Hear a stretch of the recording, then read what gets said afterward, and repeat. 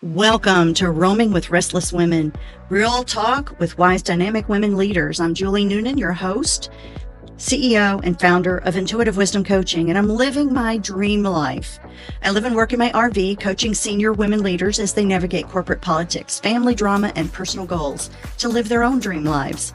These women are restless. They are never done seeking new opportunities, learning, and ways to create value in the world. If you'd like to apply to be a guest, stick around to the end of the show and I'll let you know how. So let's go. Welcome back to Roaming with Restless Women, Wise Talk with Dynamic Women Leaders. This is Julie Noonan. I'm your host. And today I have Kate Hamilton. We're talking parenting and grandparenting today. Kate Hamilton has been happily married to Charlie since 2000 and is a mother of two young men who are independent, confident, and productive college students at the moment. Some might say she's an unlikely writer because of her dyslexia, yet her life experiences compelled her to become an author. She earned an MBA in international business and is a former corporate executive turned mother and entrepreneur. When Kate's not mentoring parents and their children, you will find her volunteering with Lemonade Day, a youth entrepreneur program. I wanted to say enterprise. Okay. Planning the next family adventure or working with Charlie in San Juan, Puerto Rico. Welcome, Kate. Thank you, Julie. I so appreciate that introduction. And thank you for having me on your podcast. Oh, I'm thrilled to have you. So I'm going to start with your last question, and that is, how does your corporate experience influence, or does it, your parenting? Okay, so first of all, I wrote the book, The Imperfect Parent, a non-judgmental guide about raising children in the modern world, because I was really terrified to be a parent. And when I did decide to be a parent, I realized that this whole thing about being perfect was this bar that everybody I felt was holding me to. And I knew I couldn't be perfect. I also knew that my parents struggled and did the best they could to raise me. And I wouldn't be who I am today if I didn't have them as my parents. And so I'm very grateful for them raising me. I also had a mother-in-law that sat me down and told me about how she raised her son, which was most daughter-in-laws would think, oh my gosh, your mother-in-law's telling you what to do. But on the contrary, it was the most beneficial thing in the world, because it gave me an insight into his biases and how he was raised. And let me go back to the corporate America. And what I really realized when I was raising my kids is that everything I learned about having my corporate job and managing people really was used in managing and raising my kids. I had to hire and fire when I was in corporate America, and I had to ask the right questions in order to hire the right person. And I had to have empathy, and I had to direction when I was firing people. And so the same with kids. And guess what? Yeah. The biggest thing too, when I was the most successful in corporate America, is when I was listening to the people and asking the right questions and figuring out what people who worked for me were great at. That's what I had to do with my kids, and figuring out, their strengths. Well, it's really hard to be great at something that you're not already a little good at. You have to spend a huge number of hours working on that. But if you figure out what your natural gifts are and you spend a lot of time at that, watch how you can be amazing and find your strengths. So a long way to tell you that corporate America truly helped me in understanding how to manage people and give that same management skills to my kids. That's amazing. A lot of people talk about finding their strengths and, how to do that effectively. And it sounds to me like you started that early with your kids, looking for their strengths? Okay, so the Gallup organization Yeah, has strength finders, and right. they actually have a book called Parenting for Strengths. And it's an amazing, amazing book. I also got to, through Lemonade Day, the Gallup organization is a huge sponsor of the Okay. nonprofit that I am very passionate about, Lemonade Day, which Mm-hmm. teaches kids how to be an entrepreneur through a lemonade stand. Sent my kids through their strengths workshops, and just saw how they would thrive. I mean, it's what we did in corporate America, training. We trained the people. I mean, and Yeah. why wouldn't I do that? I mean, Myers-Briggs, all those tests I used on my kids too, because why not? Right. So what was your role in corporate America? Oh, I was in finance. Okay. So, I would have guessed just how passionate you talked about the assessments, that you had been in HR or in OD. Yeah. That's really interesting that you're in finance. Well, whoever introduced you to those things, good for them. That's Yeah. my background. So, Okay. Oh, okay. I love Yes. that is so critical, especially when you're trying to get information across to people, and Yeah. especially numbers that people just sometimes are not naturally inclined to understand what the heck is in these numbers. And so if you understand who the person is, then Hmm. the tactics you use to explain the numbers are very different. Absolutely. I am one of those people. So you talk a little bit about letting children fail. Tell me about that. Yeah, I have this phrase called fail fast forward. Mm-hmm. And I really believe if failure is just the way you learn. I mean, we didn't come out of the womb running and running well. We had to crawl, then we had to walk, and then we learned to run. And guess what? We fell down a few times, and we used that falling in Mm-hmm. order to learn what to do right next step. So, for instance, with my kids, and a lot of people thought I was crazy, but I let them set their alarm clock when they were in kindergarten and first grade. And one of my sons set it for PM and not AM, but they were waking themselves up. And who cares if you're late for kindergarten and first grade? It doesn't matter. Right. Mm-hmm. But if you don't learn it, and if you learn it at a younger age, the consequences are less than if you learn it later. Right. And let me give you an even bigger example. I Uh-huh. would give their entire amount of lunch money to them on their account at the beginning of the year in kindergarten and first grade. And I would do that because then I would say to them is, listen, you can make your lunch at home, or you can have, here's your money to use, but that amount of money should last you for 3 meals for the entire year. And Mm-hmm. whatever money is left over at the end of the year, you get to keep. And so they were then asking, how much does these cost? They were like trying to figure out Uh-huh. what they really wanted versus didn't want. And if they wanted the ice cream, that was on them, not on mom. And they figured out the ice cream was more expensive than, the sandwich, and the sandwich filled me up more. And so, but they got to make their own choices. And so, yeah, if they're in kindergarten and first grade and they run out of money or choose bad foods to eat, they've learned how they feel. And then we talk about those kind of things too. So, That is beautiful. I know that when I have two girls, when they turned 13, I turned the laundry over to them. I said, here, here's how you do it. yep.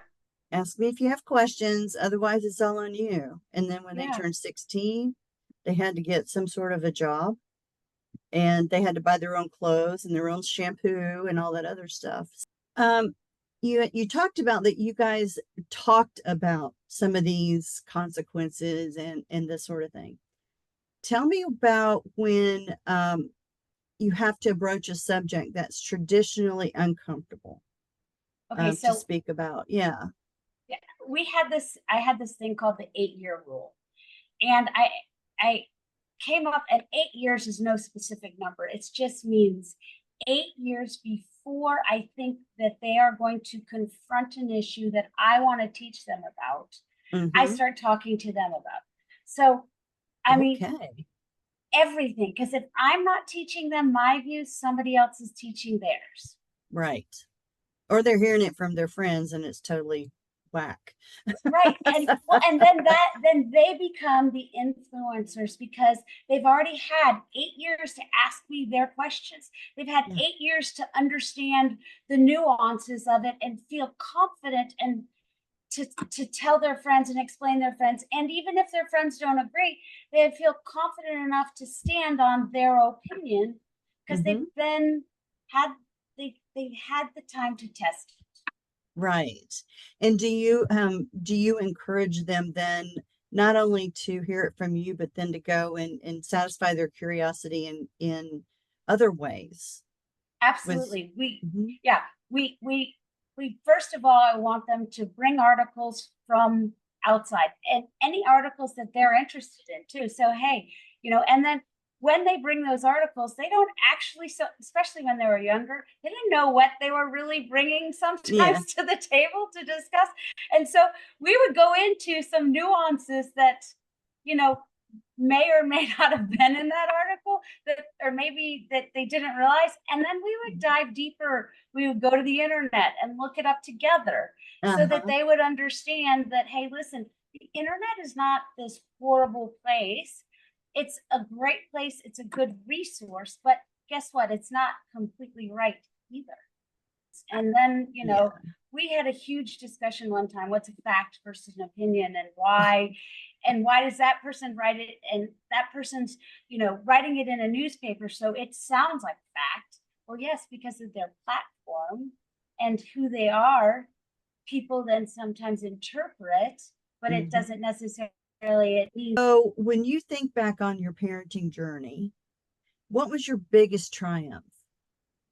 Oh, so I was at the beginning, I mean, pretty anxious with my kids. And so, like, when they would cry, the joke in the family was, sound the orchestra. Kate is jumping up, running, and going to get that child because. And then a friend of mine said, if they're crying, they're not dying. I was like, oh, brilliant. And then on top of it, she said, you're creating the terrible two that's about to come if you don't stop this, and Yeah. making that child the center of all attention. And really, I tell you that story because what I really learned is work on myself, not my children, Yes. because I didn't want to create the terrible two, and I needed to stop my crazy actions and look at what I was adding and how I was contributing. Because guess what? I can only control me. I can't really control a child. They pick up on whatever energy. If you're anxious and afraid, they pick up on that. And then they Completely, become anxious and afraid, especially the younger they are, the more completely. perceptive they are. Yeah. Oh, and how I would Mhm. show up is so important. The Mhm. calmer, the more relaxed I could be with them, and the more open and honest I was with them, they gave me the same right back. How hard was it for you to admit at times, I don't know, or I made a mistake? How So, important is that? well, so for me, Hmm.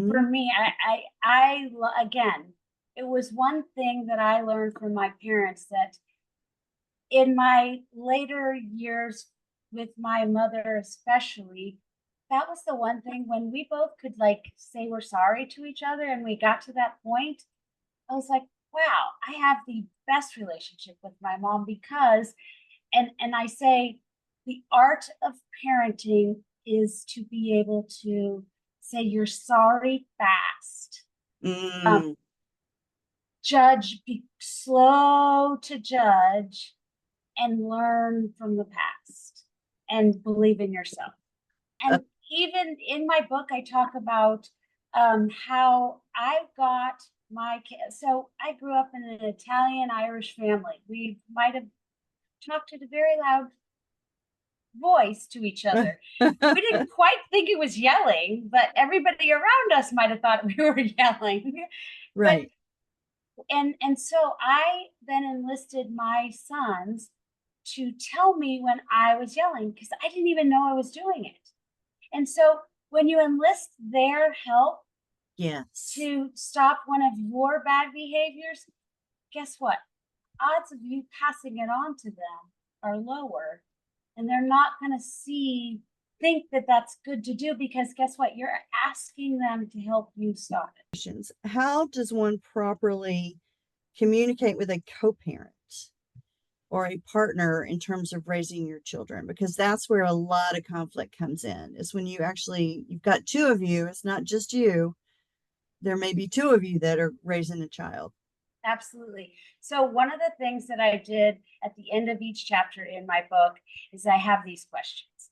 And there's nothing excellent about the questions, but what it does is I say is please answer the questions individually and then sit down with your co-parent and discuss your answers.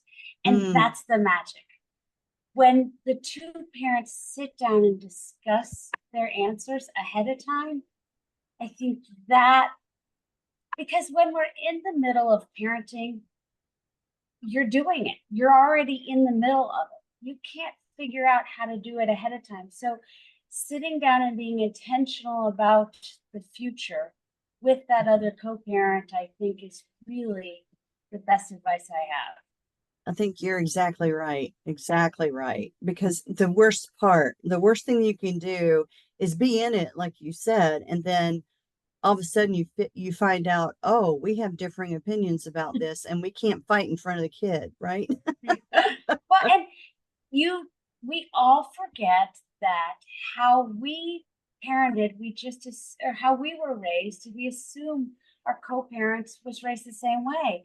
And and and that assumption, even though sometimes you can be right, but that assumption really can hurt us.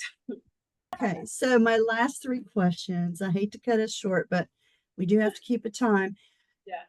Okay, so close your eyes real quick for me Okay. and describe the picture that appears in your mind when I say wise woman, and open your eyes and describe her for me. A wise woman is somebody who thinks before she speaks. It's quick to say she's sorry. She's a combination of my grandparents, my grandmother, my mother, and my future daughter-in-laws. She's somebody who is willing to share her knowledge. She's empathetic. Just I think wisdom comes from experience, but it also comes from listening to others, and being willing to learn. Absolutely. Thank you for that. I appreciate it. And where do you like to roam? A little of everywhere. I am curious, and I love to travel. And the joke my son and I have is who has more airline miles in the year. I tend to always beat him, but there will be a time when I'm sure he wins. But so I actually just got back from the Arctic. Wow, that is so cool. Yeah, I did the Northwest Passage. And again, the more interesting, more unique, more different.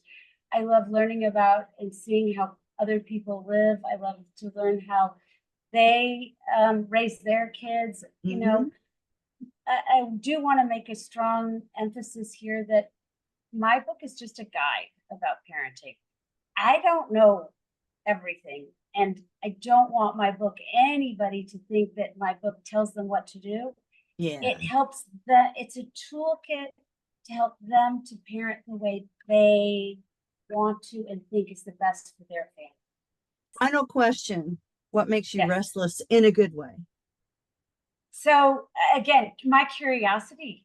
My mother used to say that, she used to always tell me, curiosity killed the cat. Well, I was like, satisfaction brought it back. Or Yeah. I'm the cat it killed. Because I mean, Uh-huh. I really, I always want to learn more. And sometimes topics I didn't even know about. So if you're interested in it, I'm like, oh, really? Tell me more. Tell me more. Yes. Kate, tell us the name of your book again and where can we get it? The Imperfect Parent, a non-judgmental guide to raising children in the modern world. You can buy it on Amazon, Barnes and Noble. In most local bookstores and online. So please. Oh, it sounds like a wonderful book. Thank Highly you. recommend you guys out there listening. Go take a look at it, especially if you are a parent and or getting ready to become a grandparent, because but the rules have changed, people. The rules have changed. Anyway, thank you very much, Kate. All of the information that you need, guys, will be in the show notes. Kate, thank you for joining us. Thank you, Julie. I so appreciate it. Julie Noonan here. Thank you so much for listening to Roaming with Restless Women. If you're a successful senior woman leader who would like to be on this program, please visit podcast.intuitivewisdomcoach.com. If you enjoyed this interview, please share this episode on social media and make sure to subscribe so you don't miss any future episodes. Your thumbs up, ratings, and reviews go a long way to help promote the show, and they mean a lot to me, my team, and most importantly, my restless guests. As a special gift to you, our listeners, I offer a free one-on-one 15-minute breakthrough session. Bring a problem and experience how coaching works to see if it could be of value to you. Sign up for an available time on my website, intuitivewisdomcoach.com. Thanks for listening, and we'll see you next time.